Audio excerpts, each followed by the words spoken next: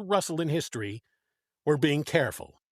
This machine, this path, your clothing and bodies were sterilized, as you know, before the journey.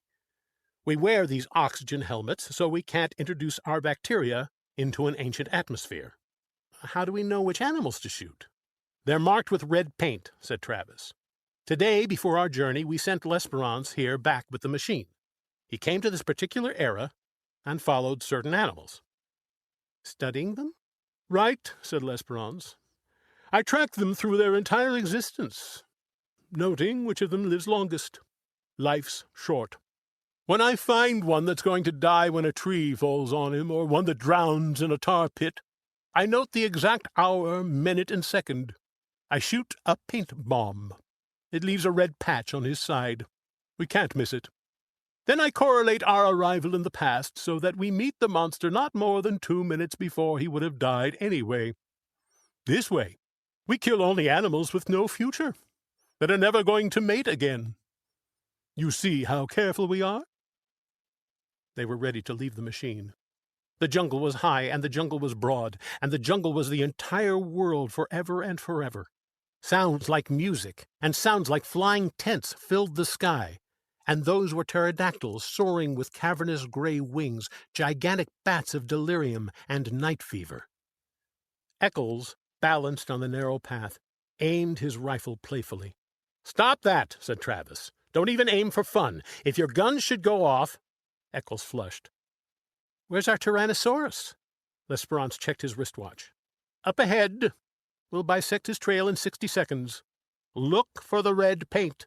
Don't shoot till we give the word. Stay on the path. Stay on the path." They moved forward in the wind of morning. "Safety catches off, everyone," ordered Travis. "You first shot, Eccles. Second, Billings. Third, Kramer." "I've hunted tiger, wild boar, buffalo, elephant, but now this is it," said Eccles. "I'm shaking like a kid." "Ah," said Travis. Everyone stopped. Travis raised his hand. "Ahead," he whispered, "in the mist. There he is. There's his royal majesty now." The jungle was wide and full of twitterings, rustlings, murmurs, and sighs. Suddenly it all ceased, as if someone had shut a door. Silence. A sound of thunder. Out of the mist 100 yards away came Tyrannosaurus Rex. "It," whispered Eccles. "It." "Shh." It came on great, oiled, resilient, striding legs. It towered 30 feet above half of the trees, a great evil god, folding its delicate watchmaker's claws close to its oily reptilian chest. Each lower leg was a piston, 1,000 pounds of white bone sunk in thick ropes of muscle, sheathed over a gleam of pebbled skin like the mail of a terrible warrior. Each thigh was a ton of meat, ivory, and steel mesh.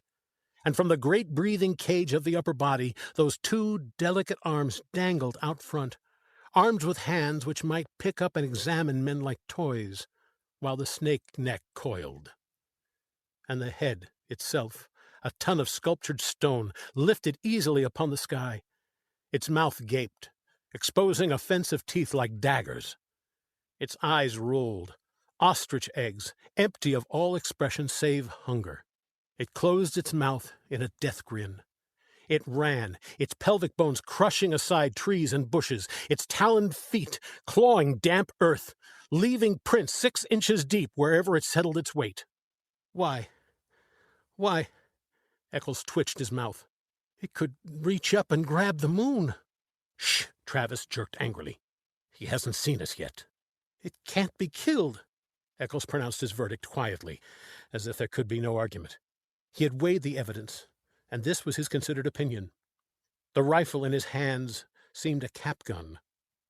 "We were fools to come. This is impossible." "Shut up," hissed Travis. "Nightmare." "Turn around," commanded Travis. "Walk quietly to the machine. We'll remit half your fee." "I didn't realize it would be this big," said Eccles. "I miscalculated, that's all. And now I want out." "It sees us." "There's the red paint on its chest." "Get me out of here," said Eccles. "It was never like this before. I was always sure I'd come through alive. I had good guides, good safaris, and safety. This time, I figured wrong. I've met my match and admit it. This is too much for me to get hold of." "Don't run," said L'Esperance. "Turn around, hide in the machine."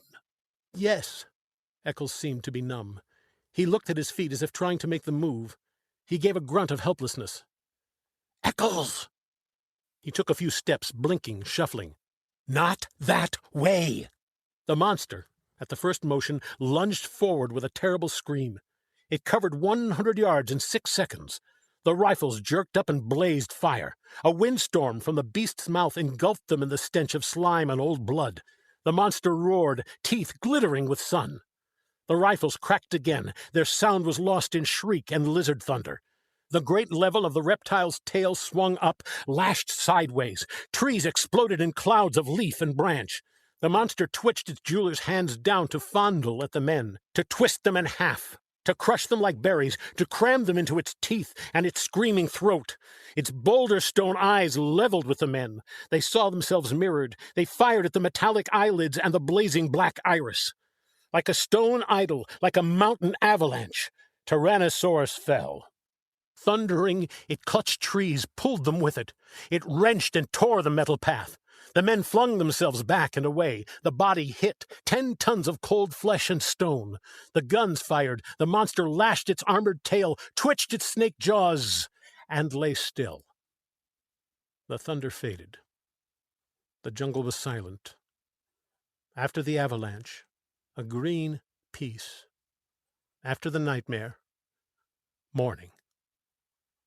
Billings and Kramer sat on the pathway and threw up. Travis and L'Esperance stood with smoking rifles, cursing steadily. In the time machine, on his face, Eccles lay shivering. He had found his way back to the path, climbed into the machine. The monster lay, a hill of solid flesh. Within you could hear the sighs and murmurs as the furthest chambers of it died, the organs malfunctioning, liquids running a final instant from pocket to sac to spleen, everything shutting off, closing up forever. It was like standing by a wrecked locomotive or a steam shovel at quitting time, all valves being released or levered tight. Bones cracked. The tonnage of its own flesh, off balance, dead weight, snapped the delicate forearms caught underneath. The meat settled, quivering. Another cracking sound. Overhead, a gigantic tree branch broke from its heavy mooring, fell. It crashed upon the dead beast with finality. "There," L'Esperance checked his watch. "Right on time. That's the giant tree that was scheduled to fall and kill this animal originally." They let themselves be led along the metal path. They sank wearily into the machine cushions. They gazed back at the ruined monster, the stagnating mound, where already strange reptilian birds and golden insects were busy at the steaming armor. A sound on the floor of the time machine stiffened them. Eccles sat there, shivering. Travis jerked his thumb wearily at L'Esperance. "Switch on. Let's go home." 1492, 1776, 1812. Eccles was up and around again, not speaking.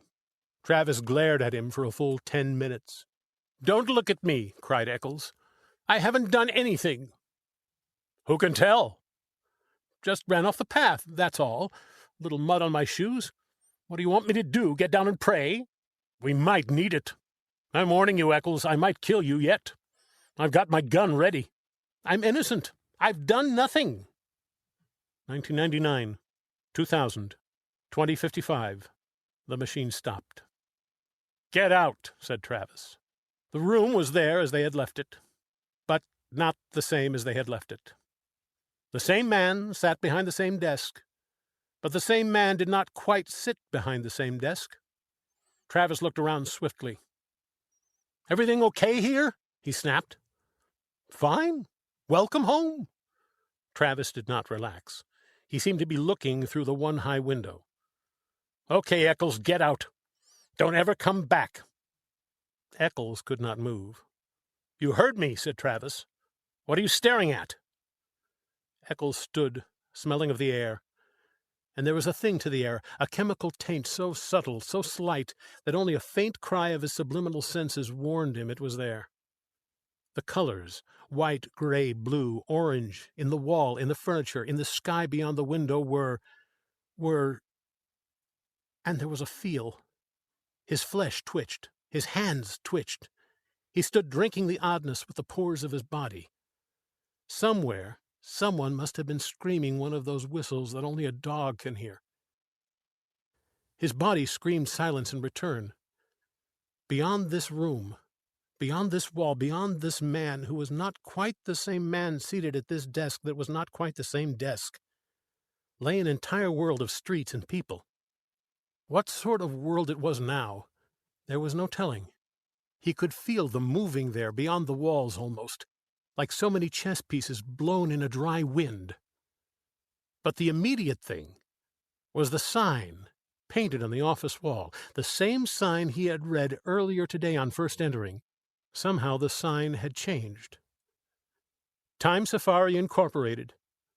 Safaris to any year in the past. You name the animal, we take you there. You shoot it. Eccles felt himself fall into a chair. He fumbled crazily at the thick slime on his boots. He held up a clod of dirt, trembling. No, it can't be. Not a little thing like that. No! Embedded in the mud, glistening green and gold and black, was a butterfly. Very beautiful and very dead. Not a little thing like that. Not a butterfly, cried Eccles. It fell to the floor. An exquisite thing, a small thing that could upset balances and knock down a line of small dominoes, and then big dominoes, and then gigantic dominoes, all down the years across time. Eccles' mind whirled. It couldn't change things. Killing one butterfly couldn't be that important. Could it? His face was cold. His mouth trembled, asking, Who won the presidential election yesterday? The man behind the desk laughed. You joking? You know very well. Deutscher, of course. Who else? Not that fool weakling Keith. We got an Iron Man now, a man with guts. The official stopped. What's wrong? Eccles moaned. He dropped to his knees. He scrabbled at the golden butterfly with shaking fingers. Can't we, he pleaded to the world, to himself, to the officials, to the machine. Can't we take it back? Can't we make it alive again? Can't we start over? Can't we? He did not move. Eyes shut. He waited, shivering. He heard Travis breathe loud in the room. He heard Travis shift his rifle, click the safety catch, and raise the weapon. There was a sound of thunder. And that's it. So we finished reading it. So this is definitely the work of a masterpiece on literature. I really like this story. I mean, all of the events that happen, and also the background, the things that are behind all this story, those details that we're gonna discuss right now. Just let me share again my screen with you.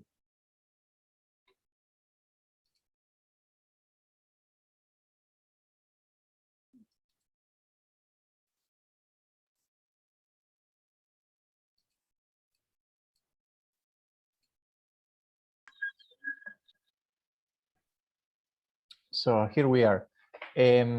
I need a volunteer to read the first paragraph, please. The short one, the one who is describing Eccles.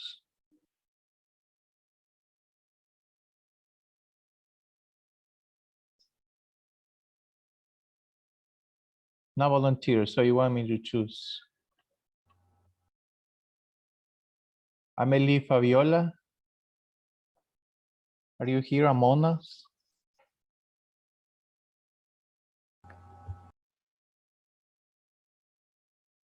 Amelie.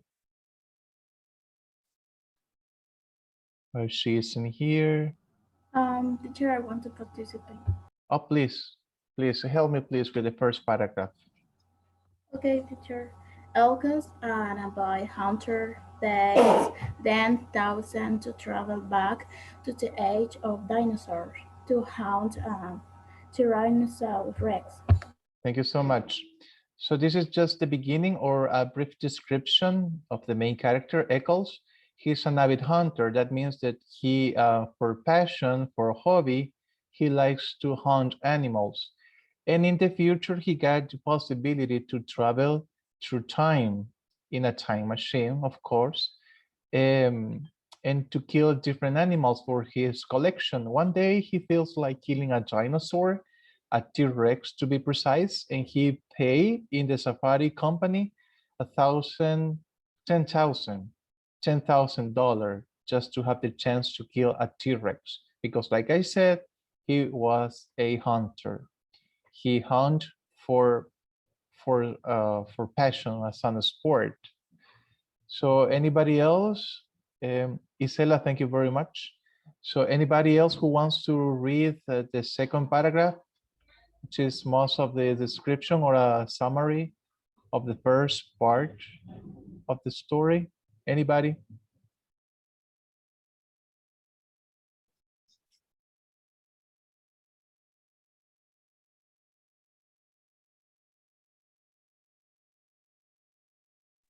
Me, teacher. Who is me? Dariela Artiga. Ah, Dariela. Okay, thank you. So, because I recognize your voice when you are enthusiastic and you just like me. Okay, that's you. That's you. Okay, help me please with the second paragraph.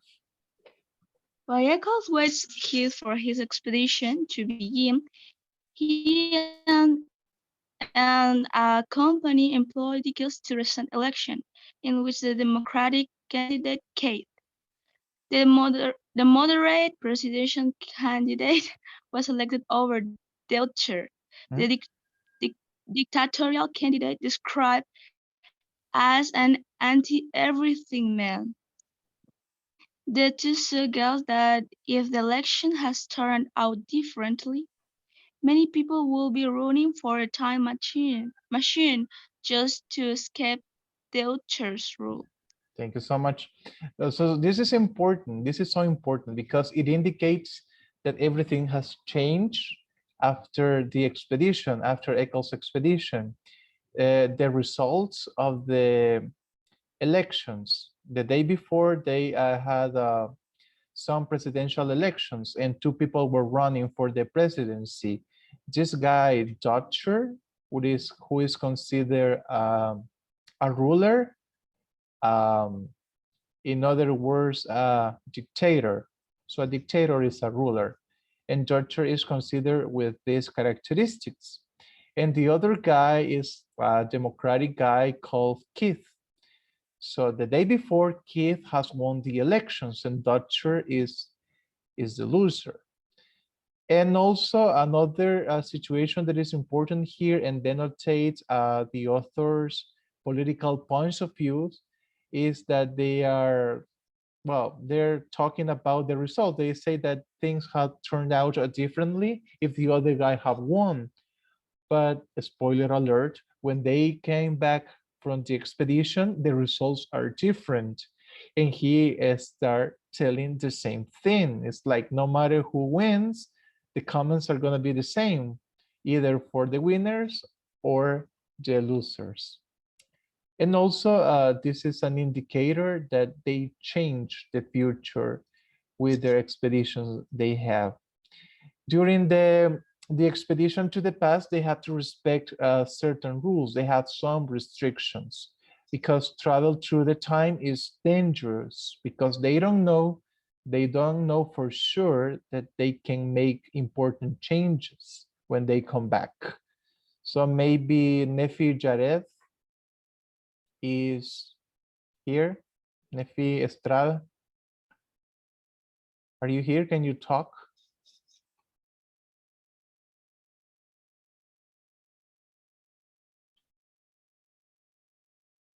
No, you can't talk. Let me see who else we have here.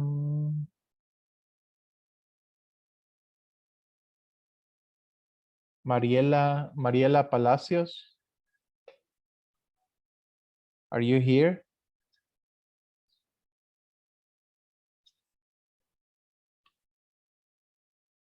No?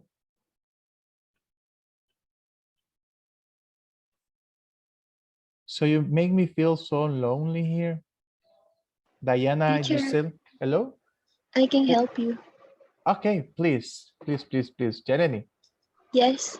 Okay, please, the 3 rules. Okay.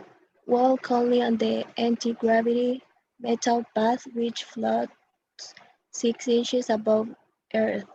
Do not shoot unmarked animals no matter what. Wear special outfits with helmets on. Thank you very much. Very kind of you. So during the expeditions, you have to respect these rules. The first one is to walk only on the anti-gravity metal path. So you can see the picture in one of your pages in your book. So what is the purpose of this?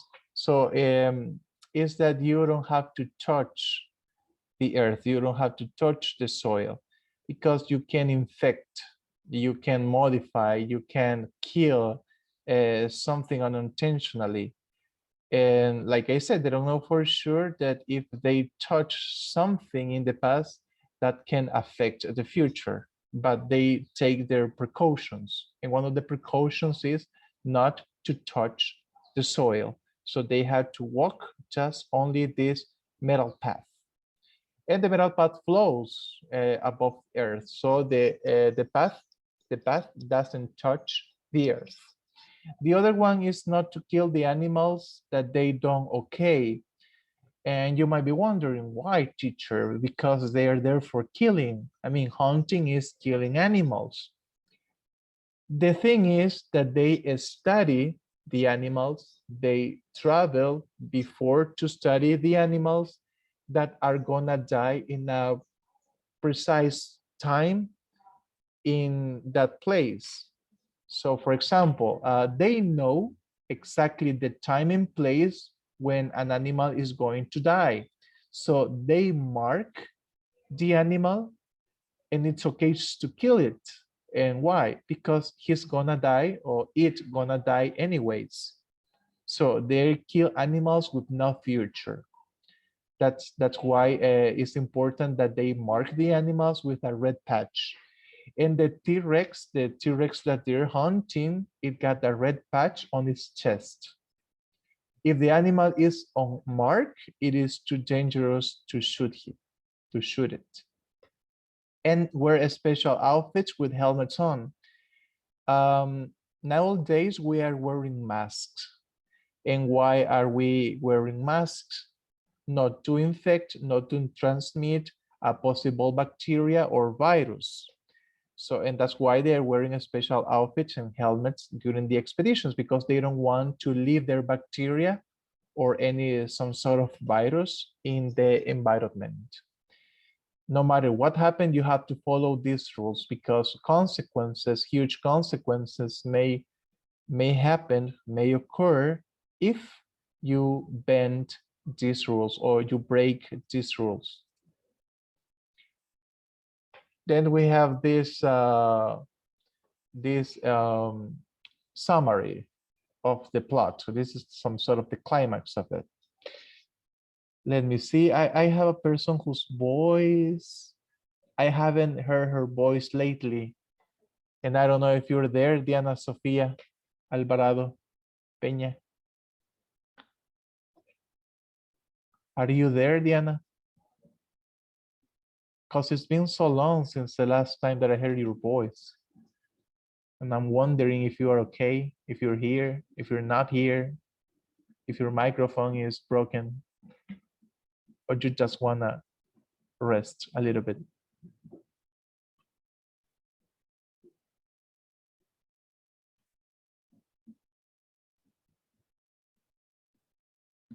And Daniela Nefertiti, can you unmute your microphone? Daniela Nefertiti.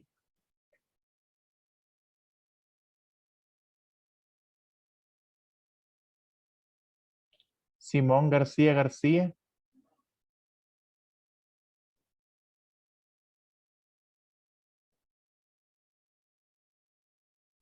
No, it's just Dariela, Yareni, and me in the class. Okay, so we can work it out. So as they anxiously wait for the T-Rex, the men hear the first sound of thunder. The name of the story is Sound of Thunder, and we have two sounds of thunder during the story. The first one is when the T-Rex shows up. When the T-Rex comes into play, you heard the first sound of thunder, and this is important for you to consider. The footsteps of the dinosaur, and Eccles is overcome by the beauty and majesty of the beast. So basically what happens here is that Eccles, the avid hunter, got panic. He got scared when he saw the huge T-Rex in front of him. And he ran away. He chickened out and he went back to the time machine. So he was a wimp. So then upon arriving back in the future, in 2055, Eccles noticed that something was kind of different. When they came back from the expedition, they were mad. They were really pissed at Eccles because he ran away. And he was there to kill the animal, and he just freaked out and he ran back to the time machine. But he broke one of the main rules. Do you have any idea what rule did he break when he escaped from the T-Rex and he hid himself into the time machine? Do you have any idea what rule did he broke? What rule did he bend?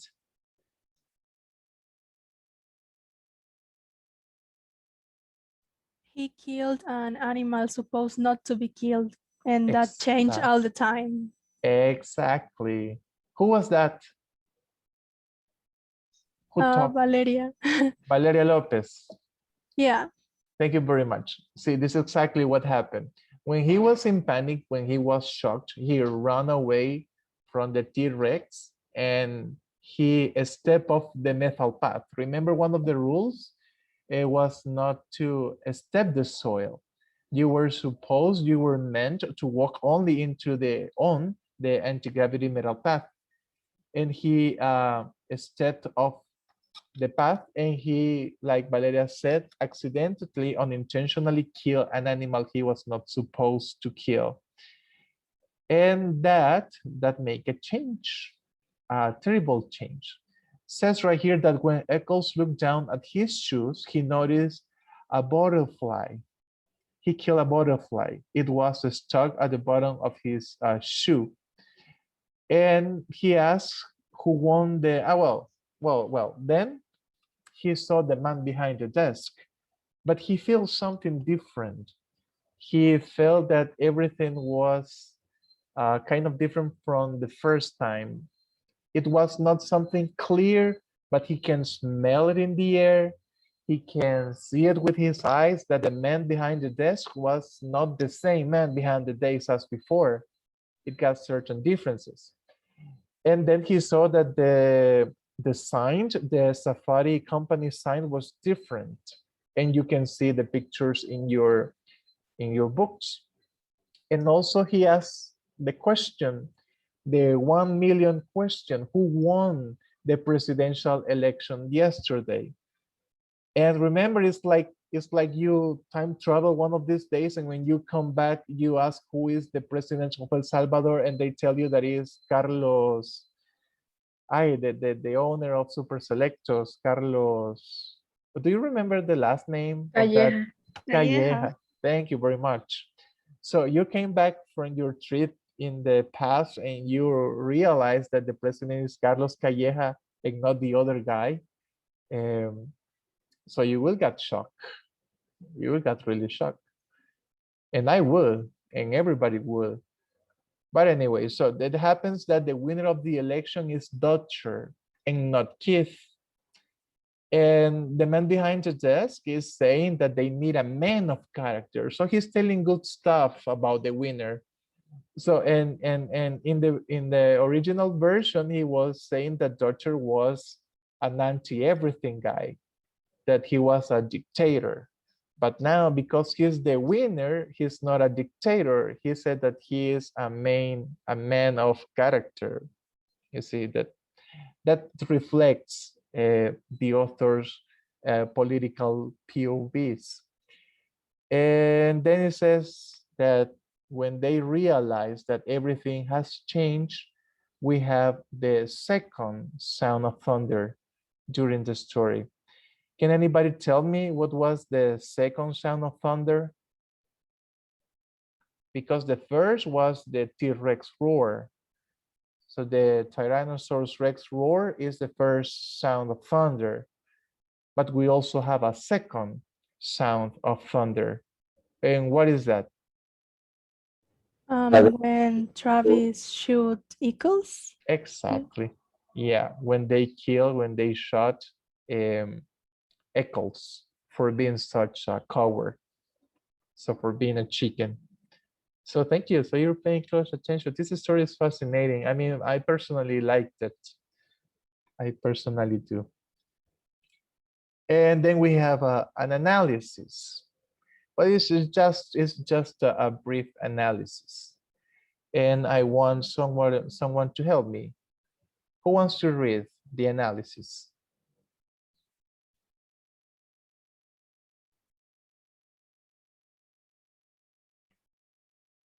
Who wants to read?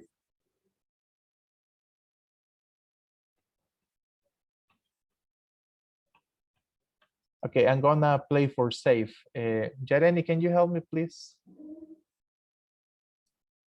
With the first paragraph? Yes, teacher. Thank you. The butterfly is a symbol of the delicate ecological balance of the natural world.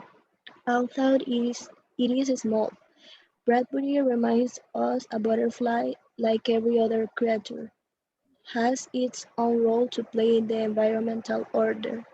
Thank you so much. So Eccles was really surprised.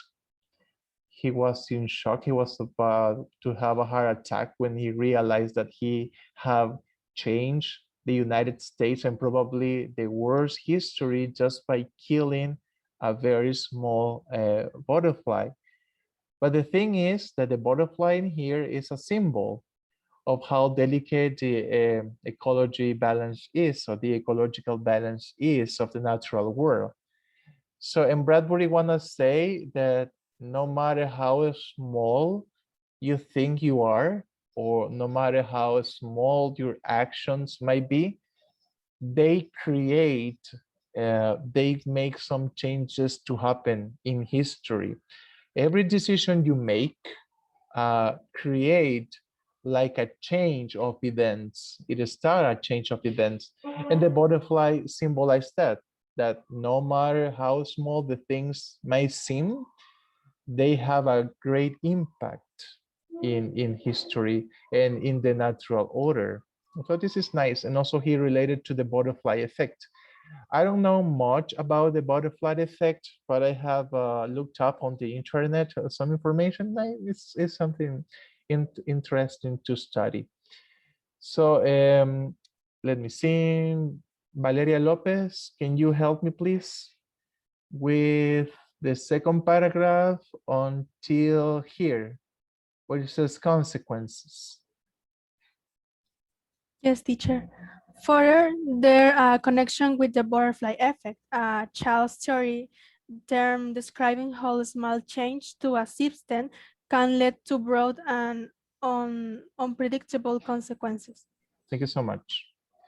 So you see the butterfly basically consists, like it says here, is a theory of chaos, and is that a small action can create some unpredictable consequences in the natural course,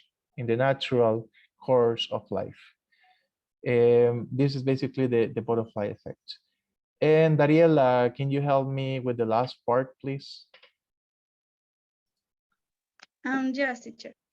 This dynamic is played out in A Son of Thunder by stepping on a killing a butterfly equals inadvertently change the course of natural and human history through unknown means.